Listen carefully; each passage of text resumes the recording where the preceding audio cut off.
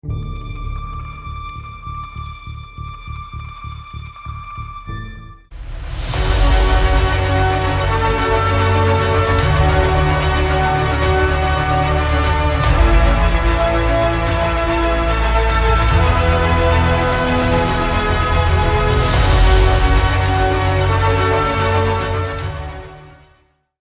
hello, everybody. Welcome to another edition of Average Superstar TV. I am your host, Lauren Lepre. Please give us a like, subscribe, and a share. Please give us definitely that subscribe on YouTube. Also, check us out on Spotify, Amazon, and iHeartRadio. And folks, this week we got one hell of a guest here. This guy has been doing music since basically he came out of the womb. This guy's made many albums. He's done a film score for one of the greatest movies of all time, especially for my audience that's largely horror movie fans. This guy did the great song Cry Little Sister from the movie The Lost Boys. And he's had his hands in a lot of things, including that what we're going to talk about today. He also has a musical that he's doing, pushing his single tracks called Chasing Down the Stars and I Can't Sleep. And this is all coming from an upcoming musical from the Universal called Don't You Forget About Me. So with that, I welcome G. Tom Mack. Hello there. All right, brother. So thank you so much for being on the show. I will say that again, that I'm maybe an actor and a film director myself in the indie films, but The Lost Boys will always be my favorite movie of all time. And you were to tell me when I was younger, I was going to interview you. Yeah, I would have to do a double take, but here we are.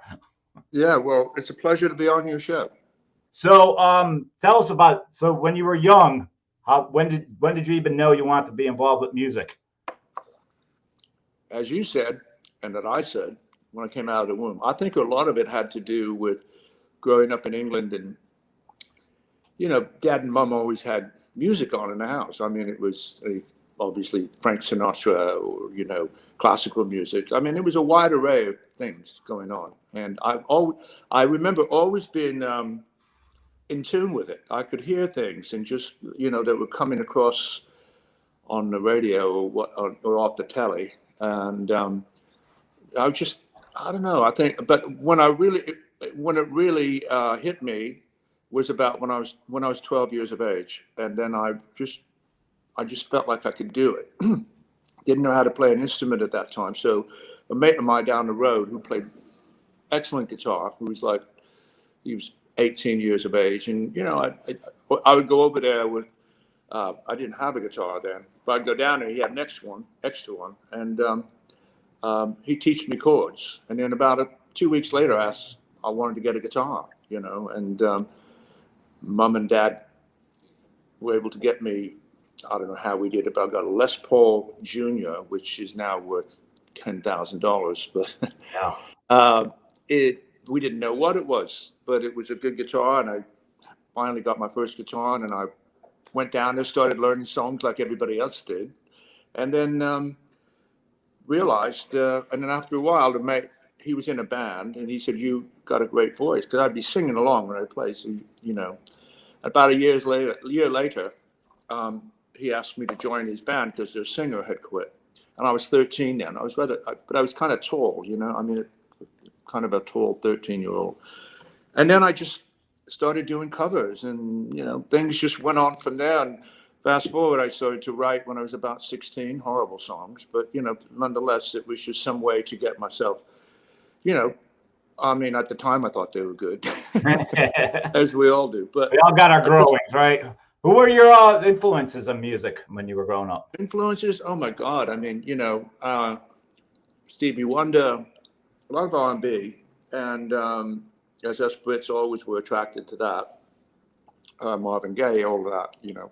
I mean, that's the stuff I would be hearing as a kid, and I just was attracted to jazz music too, Miles Davis and John Coltrane, and that was always something. And I just thought it was complicated, and I could hear it. I understood the complexity. So I thought that was a really good. I mean, it was really good to have that in my soul and my system. And but then again, I turn around and, you know, and just you know, loved Led Zeppelin and the likes of, you know, Ray Davies of the Kinks. His songwriting was great, and obviously other Brit acts as well. But was very keen on R&B, you know, and years later, I still am. I mean, the R&B of today is fantastic. You know, I like a bit more of like hip hop stuff than the sort of 90s, well, not 90s, but the 2000 hip hop stuff, and some stuff that is today. I mean, I do love a lot of interest. I like things that are interesting and that are progressive. But that leading back to what I've always done with my music. Just I never wanted to be pigeonholed as to being one thing, you know. I think that's why musicals were appealing to me.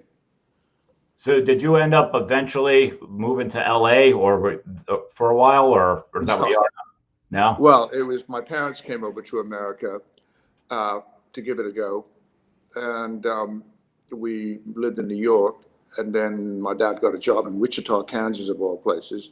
We were trying to make our way across country to go to, you know, we were the last of the hillbillies of England trying to get across America. So, but my parents were very keen on America. I mean, my dad had his sister lived in San Francisco. We had no idea of the lay of the land. And, but that's where I picked up the guitar when I was about, you know, 12, 13, and got into playing music. And so I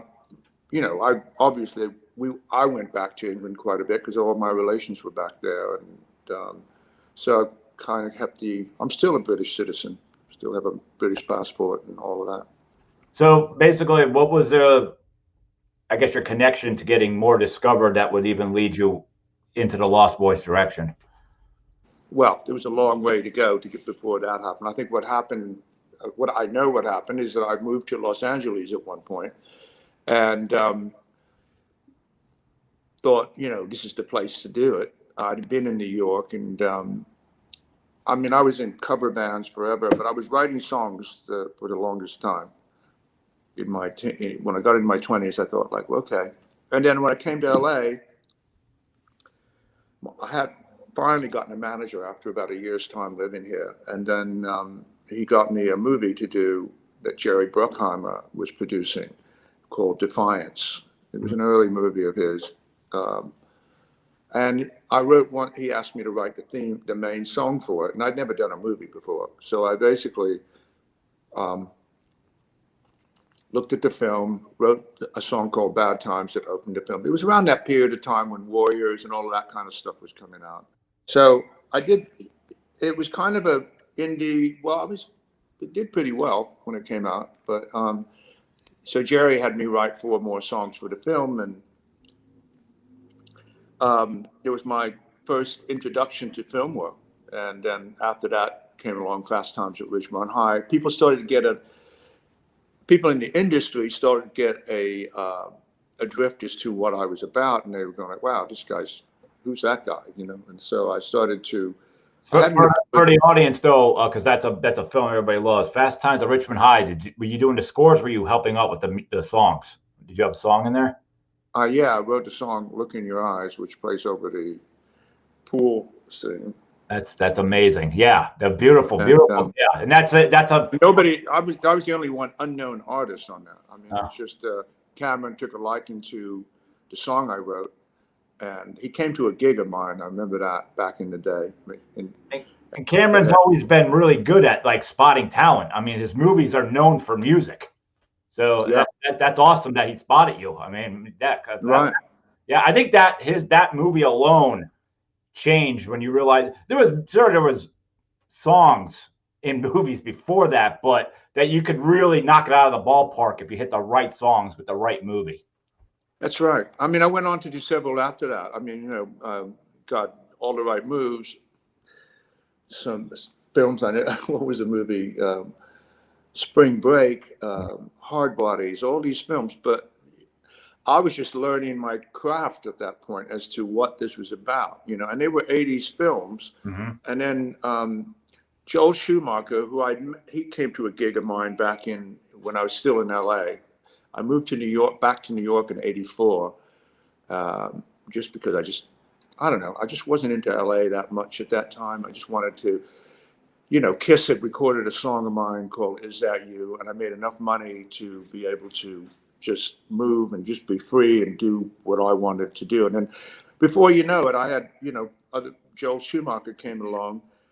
I was living in New York, and he gave me a ring to say, "I'd love you to write a theme song to my movie called Lost Boys." And I said, "Well, when can I take a look at it?" He said, "Well, we're filming now." And he said, "Why didn't I send you a script?" And I thought, well, I've never done that before, meaning read a script. I've always had the privilege of looking at the film to get a vibe, right? See how the characters flow and where the direction was going. So I read the script one night, loved it, got up the next morning and started to write something for it. And out came Cry Little Sister. And I was going on the piano for a bit, and then went to the guitar for a bit, and just trying to find where the groove was in the song I was writing. And then I wrote it probably in about 2 or 3 hours, the whole thing, then I demoed it. And then the rest was, I sent it out to Joel, and I I said, probably a bit too adventurous for a movie like this, because I did not want to be like it to sound like 80s, No, that stuck out. Yeah, you're right. Yeah, you went. I've always, it's really interesting. There's times I got to a point, that's why I love moving back to New York. I don't think I would have written that song if I was in LA. Nor I don't think I would have written the song if I would have seen the movie. I just think it was my imagination from the script I read. And I thought, well, I'm going to do what Joel said, he said the quintessential thing: write what you want. Don't think about it being like anything else. And I love that about Joel. He was adventurous. And so I wrote what I wanted. It wasn't what I thought was ever going to make it. And then he rings me back after he got the demo 3 or 4 days later. And he said, "How did you know?" He said, "We're playing it on set right now." And everybody is going like, "Oh my God." I'm playing it against dailies, and it is like so definitive, the theme song to this movie. And I said, "Okay, I've heard that before." And lo and behold, the only thing that went down is Atlantic Records at the time wanted to have one of their artists sing the song in the movie because they were releasing the soundtrack, and they wanted a marquee value and all that. They had Phil Collins try it out. They had, Steve Perry. It went on down the list of like the various singers. Like to and add. I basically Joel was basically saying, "I respect this. But Gerard is the I wasn't Tom actor, but I was. Yeah. But this is G's voice to the movie. He is the movie's voice, and I have to have his voice in it. So that's how I got it. I didn't really care at that point because I'd been around it. My God, I've already had a pretty good career up to then as a writer, and writing with Carly Simon, writing for this one, that one. I just got so fed up with my cocaine manager. After a while, I had to leave LA, really, and God bless him, he sorted himself out later, but it was just a disaster to my artist career. So I talk about this in my documentary, by the way, so I'm giving too much away. In the documentary, I shouldn't say it's about me, but it's not my documentary.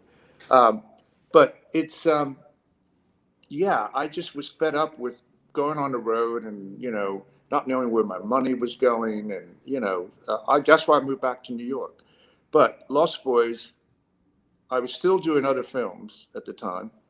And Lost Boys became that thing that was just so electric to me. And I just thought, wow, this is so inspiring. And to have Joel be so adamant about, and Richard Donner, by the way, the producer, the late Richard Donner. Both of them are late at this point, and unfortunately, but that happens. But they both had my back, and they said, "Thanks for submitting all these other singers. They're great singers, but they're not the voice of this film." So, but when you say you had Phil Collins and Steve Perry and all that, were they trying to get them in there, or they actually tried them and they went to bat for you and said, "Shut it down"? No, they sounded great, but yeah. they sounded like they just didn't sound like the film. Yeah, they probably made it sound mainstream, right? My voice. They probably just made it sound mainstream because that's what they did. Not knocking them, but that was what they were there for. It's funny because I can imitate Phil Collins and I can imitate. I've written with Steve Perry, so I coming up in cover bands. I was the big thing that got us gigs is I could sound like anybody. I was like one of those comedians that does that. And it was and a lot of it had to do with my dad because he used to be in a big band. He could sound like Frank Sinatra. He could sound like Tony Bennett or Nat King Cole. He was brilliant, and I got that from him. So God bless Tom McMahon. Yeah, and the Lost Boys turned into a big juggernaut. I mean, if you really you were there, but look at the cast they had at the time was everybody that was like on the rise. Kiefer, Jason Patrick, you had Corey Mania hitting at that perfectly at that time. So, wow, it was a beautiful snowball, and that's why it's made such an impact. Yeah, it really was. And again, I was an unknown on that album. Pretty much everybody else on the album. I mean, they released. It's so interesting because Joel kept saying you should release "Cry Little Sister" as a single, and the record company said it just doesn't sound like the radio right now. It sounds too futuristic, and we wouldn't be able to get this on the radio. And so they went with Lou Gramm, with all due respect, with whatever that song was, Shadow. Yeah. Lost in the Shadow. And then they went with the NXS thing and a lot of it, they wanted to have Atlantic Records artists.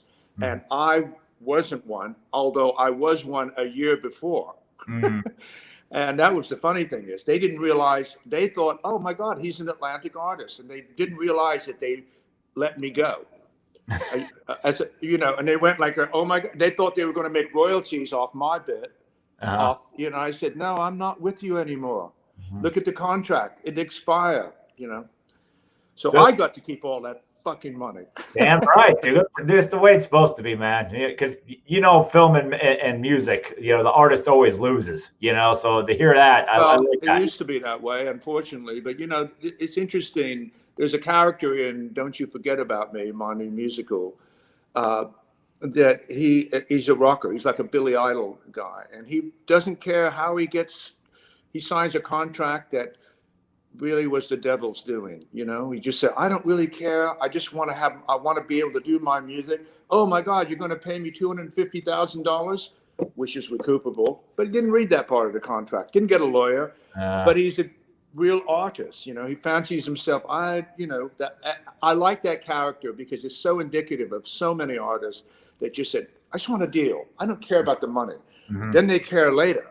Always. When they get sober, or in many different ways of getting sobriety. It's always the new thing, music or film. Like you're in awe of it at the beginning, and then when you start looking at like your future, you're like, wait a minute, Yeah.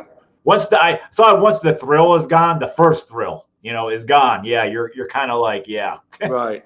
Let's rethink this thing here. Let's talk. Yeah. True. Yep. So when it comes to the Lost Boys, though, like I really think your song. I don't think the film. I always said a film score in a movie or a particular song sometimes can make the movie, and if it's not there, some steam could go away. And I really think your song, because it literally played through the entire movie. Well, yeah. I mean, I thought honestly, there's a great story when I went back out to LA, and Joe wanted me go into the editing room, and they obviously had put a lot of things together at this point. And I thought it was overkill with my song, and in the beginning, it's going up the camera's going over the water. Yeah, I feel that. I think it's perfect, dude, because I feel I'm going to Santa Carla.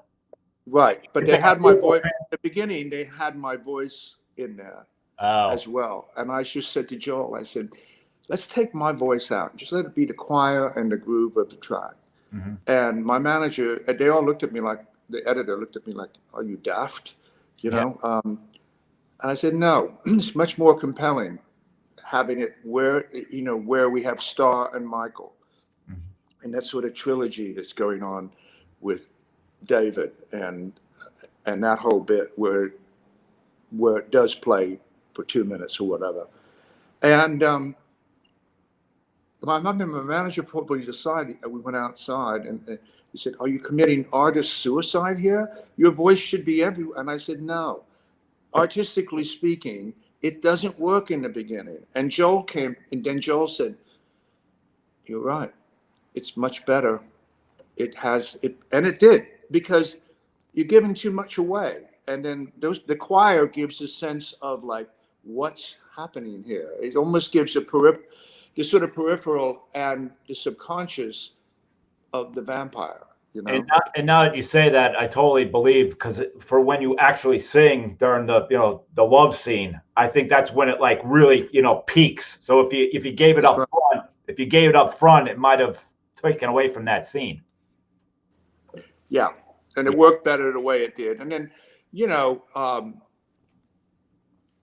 obviously the score later we derived from the song, and yeah, just it's like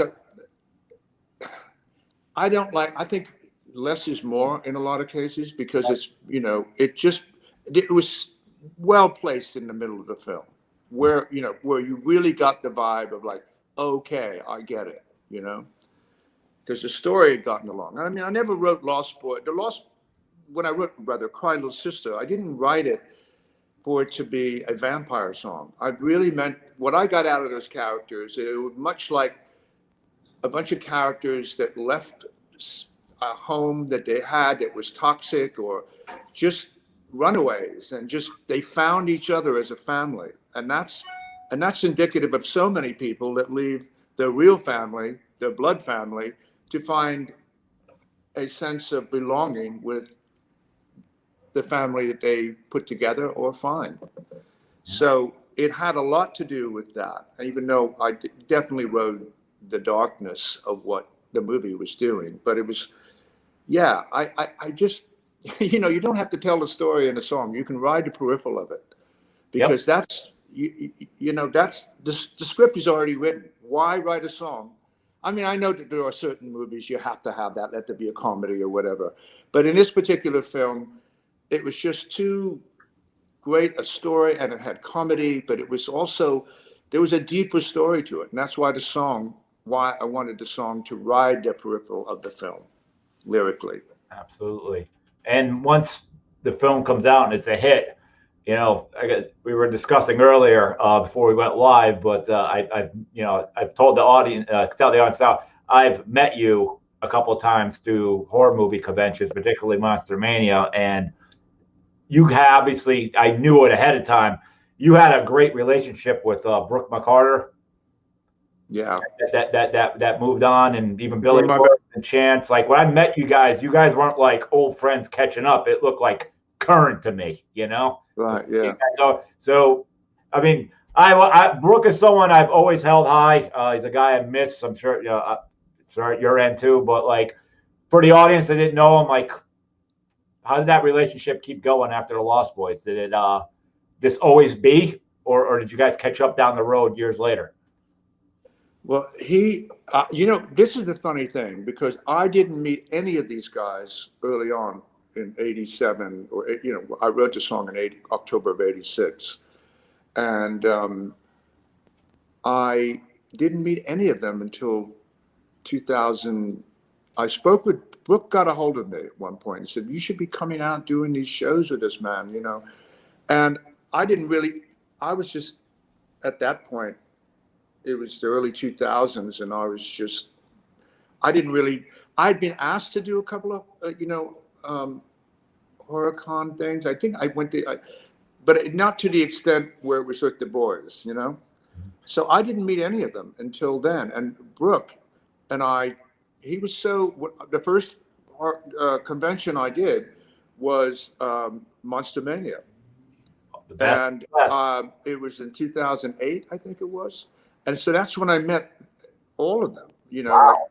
like the Coreys. And Brooke was so wonderful and so embracing. It's just, he helped me understand what it was. You know, I didn't you know, I just knew I was to show up, and I didn't even have anything prepared, you know. And early 2000 is when the convention started to explode. Like there was conventions going on through the 90s, but like the business that it is today across all of America, like so you kind of came in right at the beginning. It makes sense. It makes sense. It was a tremendous eye opener. Yeah, you know, it had a sense of like community, of like, wow, this is really incredible. I mean, obviously I was making a lot of money off the soundtrack, etc. When, you know, from the album sales and whatever, all of the various performance factors of what it was doing with the film and etc. But it was just an eye opener to, my God, meeting these fans and, you know, and just seeing the whole culture of horror. And I mean, I remember my line being so long, and I said to Brooke, I said, how long do we do this for? And he said, oh, about 4 hours. And then you get a break. And I said, but it was quite enjoyable, you know, because people were coming up and just telling me stories about how my song affected their lives. And I mean, I had like a bag of mail, 2 big bags of mail at Atlantic Records before I did a convention. They called me up and said, you've got all this mail up here, obviously because the soundtrack was on Atlantic, as I mentioned, and we don't know what to do with it. So if you want to come and pick it up, otherwise we'll just throw it away. So I remember I just finished up producing Roger Daltrey's solo album, Rocks in the Head. And I just got back to New York. So, and I got that message, and I went up and I started going through all of this mail, and I went like, good Lord. I was reading all these letters. I actually posted some last year. I took the 20, what I thought to be the 20 best out of thousands upon thousands of letters, like handwritten letters. And they were just, I mean, compelling. I said, my God, you know, one letter was talking about a girl and her younger sister had passed on from leukemia, but they used to listen to Cry Little Sister all the time. And that was the last thing she had her headphones on as she passed away. And wow. So the power of it's those times when you realize you have value, you know? Yeah. It's not just making a living doing what you're doing. You have value. It's good to touch and connect with people. It's amazing. That's right. Yep.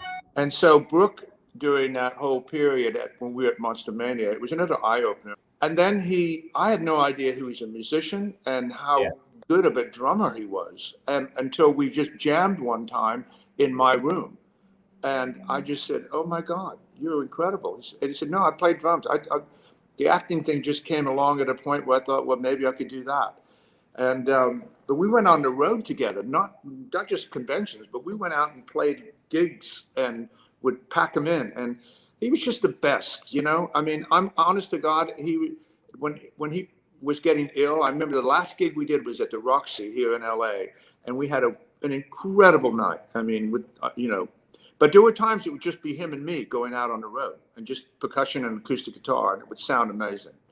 Yeah, Brooke was like completely full heart because he talked to anyone was invited wherever he was going at the convention. He had like 15 people tailing him at all times.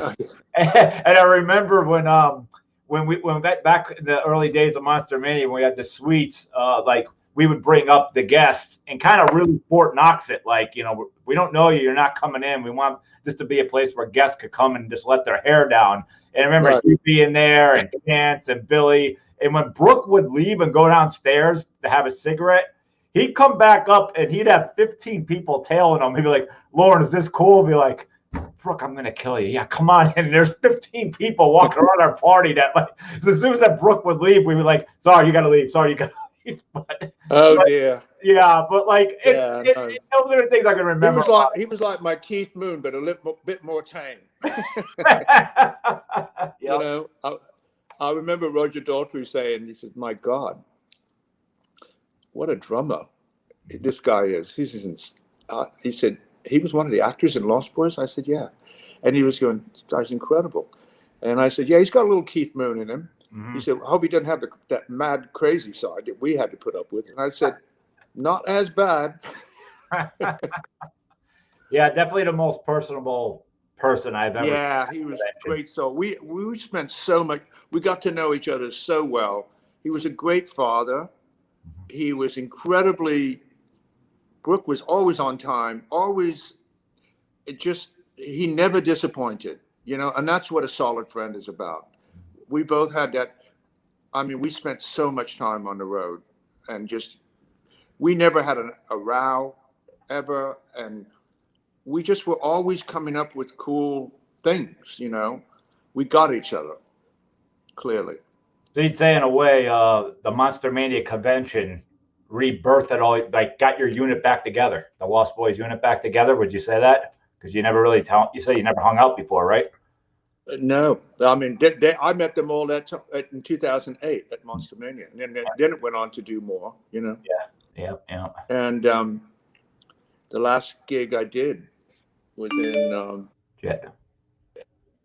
That is, in fact, speaking of the devil, Roger Daltrey calling me, and I'll have to ring him back.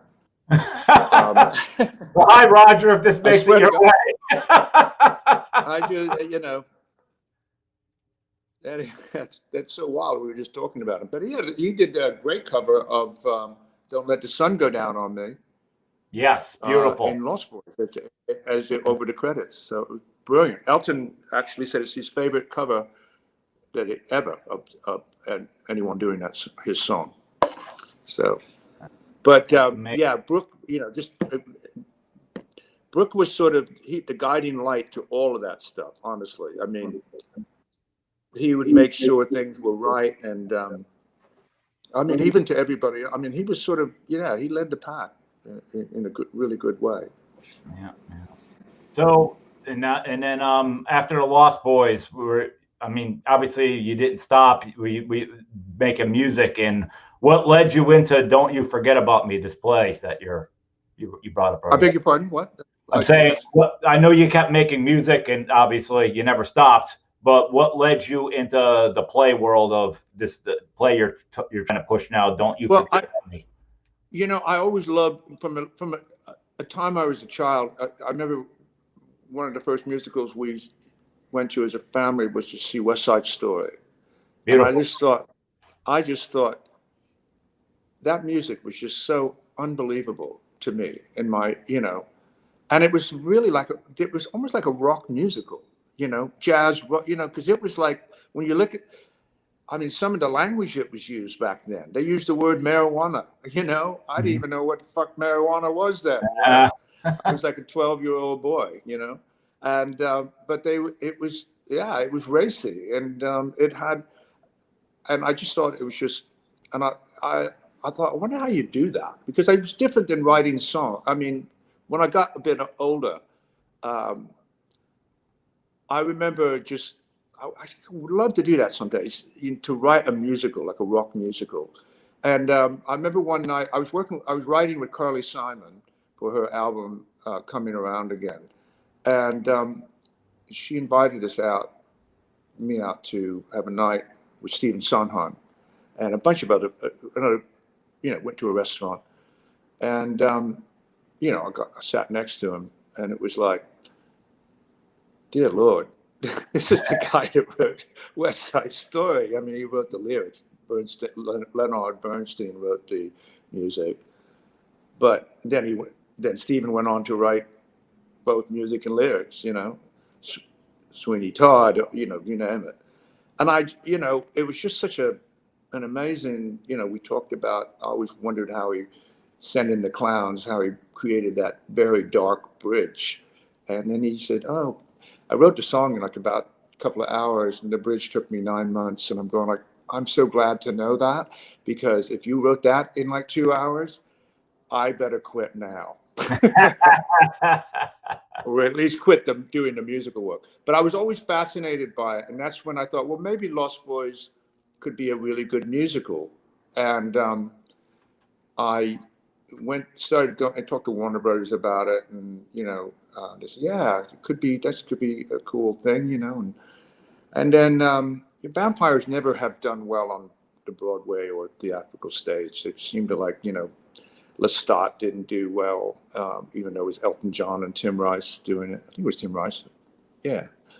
And, but other ones too. So I thought, well, maybe in making this really keeping with the comedy and the horror and make it into a rock musical, that this could be something, a touch of Rocky Horror, as a vibe. I'm not saying it's anything like that. So I spent about 5 years working on it, and felt really good. In fact, the soundtrack is up and running. You can get it. It's called A Lost Boys Story. It's streaming on Spotify. If you want to go old school and download it, you can do that too. So, but I'm quite pleased with what I've done with it, and we'll have to see when this can make its way back initial way back onto the stage.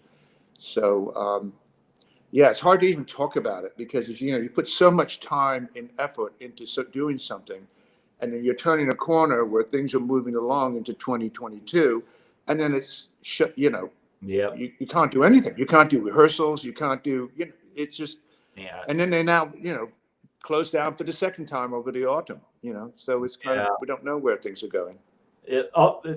Everyone across the world struggling, but artists especially, especially anything that requires numbers of people. It's just, it's no fun. Yeah. I mean, I really feel for my artist brothers and sisters of music, honestly, I mean, just on a monetary level, and it has not been good. And I'm just trying to be helpful to other people as well, not just people in the music world, but it's tough. And I mean, my money is from doing live shows. That part of it dropped off, but thank God I have royalties that consistently come in. So yeah, but it's when you're safe, that's when you go out and help other people, and that's what I've been all about for the better part of the last couple of years. That's great. And when I have to give you a huge kudos to when The Lost Boys 2 came out. I really love what you did with the song. Thank you. Like a lot. I didn't want to do it. My deal with Warner Brothers is that they gotta they do have the rights to use the song in Warner property, Lost Boys related, but I don't have to have my voice in it. And basically, I said to them, I took a look at the film, and I don't want to go down the road of. I know what it was designed to. It was designed to go straight to DVD. They didn't want it to. They did not want it to go to theatrical, and they saw the DVD sales of Lost Boys, and they basically said, it's in the top 5 DVD bestsellers of all time when DVDs were going on. So I told them, I just said, listen. They came back to me and said, well, would you do a video so we can have some credibility of the song? And I said, yeah, but I don't want to do I want to do a new version of it where it's got a little bit of contemporary thing going on, And so I just wanted to make it more rocking and just give another your point of view about it. And that's what I did. And I was pleased with what I did. And there were people going like, how could you be so blasphemous and do that? And the originals. And listen, I'm an artist. I love doing the original version live. I did love doing it acoustically. I did a version for True Blood that is, that was cool. That was very swampy. A song is a song. And the sign of a good song is it can be done in many different ways. I don't even know if just taking the original song and moving it over would have even worked, because I think you're right. It would have taken the magic down. I thought you going the other way. And truth be spoken, I love gothic and industrial and techno stuff. So when that kicked in, whoever didn't like it, I'm on the other side. I'm not just saying that because you're here. It's something music I listen to. No, I get it. I appreciate that. Yeah. Yeah, a lot of people did like it, by the way. I mean, there was a good deal of people. It's interesting. A younger generation really took on to it, you know, like people that were like 15, 16 when it came out.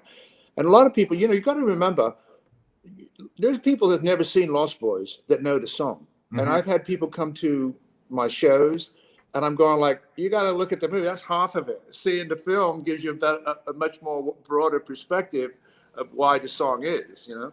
No, and I remember, and there's no reason for me to lie. I don't go to them anymore. But my early 20s, when I would go to the strip bars, God, that song was on. Oh my God, it's the theme. It is the theme of strip bars as well. As well as another Lost Boys, Tim Capello. I still believe that was always playing too. I always said the two of you. Yeah, well, I love Tim, and you know, we had met years ago in New York because he's a New Yorker. Yes, he is. And we met at a studio, and then he started to have his career with Tina and all of that, with Tina Turner, and then he turns up in Lost Boys, which was kind of like he had no clue as to what it was. It was paying him well, and he greased up and he did what he did so well. And yeah, he's a good lad. Great guy. I saw him play. We've threatened to go out and do gigs together. We actually did a show in Newark, New Jersey. At a QXT, right? What's that? Was it QXT's the club? Yeah, that's right. Yeah. I was going to say it's kind of a House of Blues kind of vibe, you know. Yeah. And, we had a blast. We didn't perform together, but we both, you know. But it would be so much fun. I think at some point we will, you know, we probably should go out and perform, do songs together. I think you two would be great for that. That was a good club for all you horror movie fans. Terrifier 2 has a scene there. Yeah. Pay attention to the guy who played the DJ in that movie when it comes out this year. Right. There you go. Yeah. So, but yeah, I think that was a great club. And then there was like, you know, Philadelphia's got a good scene like that. But Tim came through in 2018 or 19, and he was well received at Philly Mocha. Yeah, he's a great guy. That's great. Yeah, he is. Yeah. You know, it's so weird not to go out and play gigs. I mean, for 2 years now. I mean, I actually, a former keyboard player of ours passed away from it, not from COVID, but from a bad car accident. Then he was killed, and it was bad. This was just not that. This is right 2 or 3 months ago, and I was just so devastated because he was just not only talented, just a wonderful guy, and. Yeah, it was like I performed at his funeral, and it was so it was so weird to perform again, and there was like 500 people there, and I just felt like I said I haven't played a gig in like a year and almost 2 years, and it felt just. Wow, it felt strange, you know, for something you're so used to doing. And I really only played, you know, 1 or 2 songs. And, yeah, so hopefully that'll come back again soon. I'm doing some gig. We were supposed to start again in late February, but now it's, you know, starting late May. So God knows where it's going to go. Hopefully this crap can find a way to get itself out of the atmosphere. Yeah. So meanwhile, when the world gets right, hopefully you want to go right out on tour, or is the play the number one thing? Well, I want to go back out and do, you know, Lost Boys the musical, which is what I was doing. I was performing the entire musical, which was going over really well live. You know, just obviously it's me singing all my songs, but that was going really well. And there's a documentary film that had been started on me by Jib Jab Productions, which is in the UK, and 2, you know, great director Kevin Wells and Jordan, who basically put together Jordan Dow, I'm sorry, and they approached me about doing a documentary, and we were probably I went back over there right before COVID happened, and or the pandemic. We started filming, and we did a live show in Edinburgh, Scotland, I was sick as could be. COVID wasn't even talked about then, but I got up and did what I had to do. And I got sicker after that. I got a lot more sick after that. And then we came back to New York to meet with my producers on the way back from London after I kind of recovered a bit. And then they were to come over and do more of the documentary in April of 2020. And so I basically just, everything kind of shut down then. And I didn't have a clue as to when anything would get back up and running. And but I think we're coming around the corner to start up the documentary again, which is it's a story of my career, how I got to America. Obviously Lost Boys is in there, and the many different people I've worked with, from musicians, artists to actors and directors that. For the fans, what's the title of the documentary? We don't know yet. There was one title called "Who Is G-Tom Mac," which is, that could be good. I think it's going to really come to us after we get, there's been about 4 or 5 different names that could work. Yeah. A Day and Night in the Life of was one of them. So that's cool. And if you got any ideas out there, let us know. All right. Yes, I'll send them your way. I also, my audience is always pretty well rounded when it comes to the Kevin Smith universe, and you had a hand in the movie Chasing Amy, was it? Yep. Mm-hmm. Yeah. Tell us how that happened. There was a music supervisor, Bonnie Greenberg, who was on the. She was supervising the music to it, and she came to me. She came to my publisher, DreamWorks, at the time, and said, "Hey, Kevin's really interested in this song, My Stomp, My Beat, that Gerard has done." And so they said, "But we have one problem. We only have like $2,000 left for music," which is, by the way, nothing. And then I took a look at the film, and I said, "Wow!" I said, "We should do this." And my publisher said, "We can't do something for $2,000. It doesn't make it makes." I said, "You know what? I think, why don't you go there and see if you can get ask for a certain amount of money. That's what we're used to, and we'll put it. And once they see if their sales are doing well on this." I mean, it was Ben Affleck. Early Ben Affleck was in the film, and it had a few good, good actors and stuff. And they said, "Well, we don't do that." I'm going, "Well, let's try something new for a change, right?" And so we did it, and they put a nice little cap on it. I wouldn't see any money for about it. But, I mean, I would still get my royalties from the film, but I wouldn't see the sort of license fee is what it's called. I'd get the $2,000, and they owed me another $40,000, something like that, if the movie did well. So and it was, Kevin was all over it, and got it in the film, and appreciated it, that we were able to work with them. Sometimes on those indie films, this is what I've always learned. It's like, you just got to do them, even if it's not enough money. If the product is good, it's what it's all about, So I went with that. I just thought, I did it on a movie called No Way Home, which was a Tim Roth film. It was a lot more money, but it wasn't a lot. But I just loved the film, and it did pretty well. And I can't remember, that came out in 1994 or something, 95, something like that. But yeah, Chasing Amy, great film, right? Yes, it was. Yes, on the theater. I mean, really good. Still, it's a classic. Without a doubt. Everybody loves the Kevin Smith universe. So, Yeah, I do. yeah. When I saw Clueless and I heard that he was doing this, I said, I want this is I want in this world. Yeah, yeah. Cool. Well, Tom, Mac, I thank you so much for coming on. At this time, I'd like to give you the floor to plug website, social media, anything you got going on. Great. Well, thank you so much for having me on. It's been a pleasure and great questions. And, Thank you. let there be more Lost Boys and Tom Mac out in the world when they can calm this atmosphere down.